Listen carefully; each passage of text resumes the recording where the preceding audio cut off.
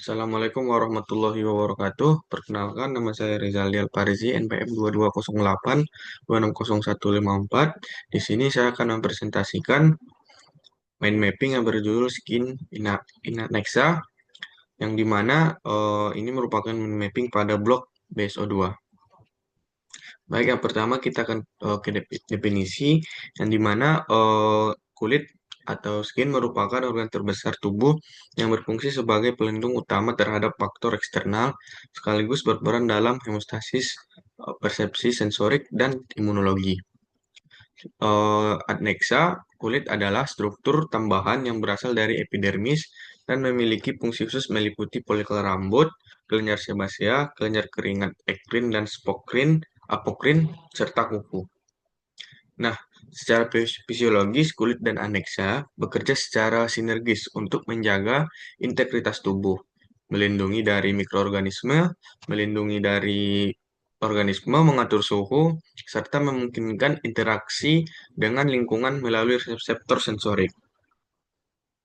Nah, adapun kulit ini secara anatomi dia terbagi dari tiga lapisan utama, yaitu ada epidermis, dermis, sama hipodermis. Nah, yang dimana pada dermis ini dia ada stratum basale, stratum spinosum, stratum granulosum, stratum lucidum yang hanya ada di telapak tangan dan kaki, stratum corneum, lapisan tanduk atau protektif, dan sel khusus yaitu melanosit, sel Langerhans, dan sel Merkel. Nah, yang dimana pada tiga lapisan ini eh, di mana epidermis didominasi oleh sel keratinosit yang mengalami diferensiasi yang membentuk lapisan stratum mulai dari stratum basale hingga stratum corneum dengan sel-sel khusus seperti melanosit, sel Langerhans, dan sel Merkel yang berperan dalam pigmentasi, imunitas, serta sensorik. Yang di dermis itu mengandung jaringan ikat, pembuluh darah, saraf, kelenjar, dan folikel rambut. Sementara hipodermis terutama tersusun atas jaringan lemak sebagai bantalan mekanis dan cadangan energi. Pada neksa kulit merupakan struktur tambahan yang berasal dari epidermis dan memiliki fungsi khusus, yang dimana itu ada folikel rambut, kelenjar sebasea, kelenjar keringat, ekrin, apokrin, dan serta kuku. Nah, pada adnexa kulit ini, folikel rambut berperan dalam pertumbuhan rambut sekaligus terkait dengan kelenjar sebasea yang menghasilkan sebum untuk menjaga kelembapan dan elastisitas kulit.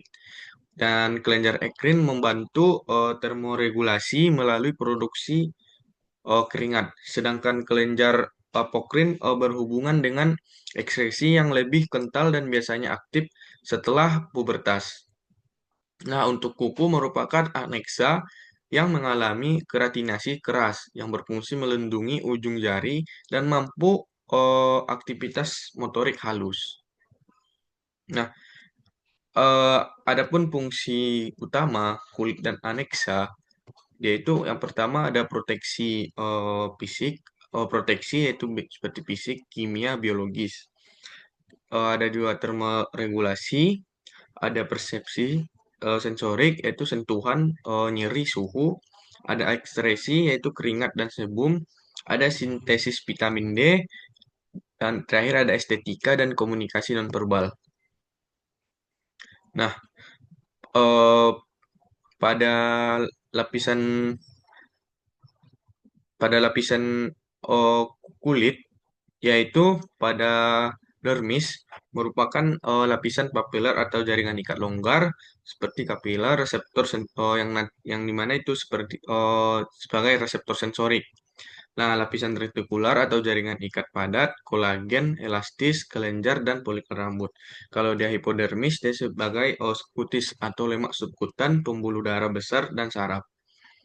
Pada adnexa kulit, di mana folikel rambut merupakan strukturnya itu ada batang rambut, akar papila rambut, yang dimana fungsinya itu sebagai proteksi termoregulasi estetika.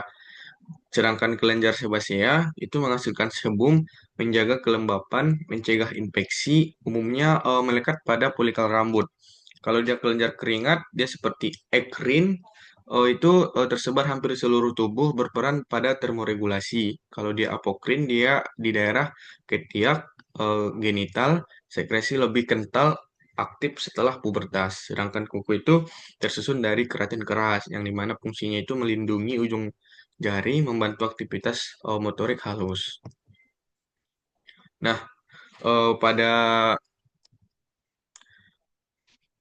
pada kesimpulannya, skin itu memiliki tiga lapisan, yaitu epidermis, dermis, dan hipodermis. Sedangkan adnexa, yaitu ada rambut, kelenjar sebasea, kelenjar keringat, dan kuku.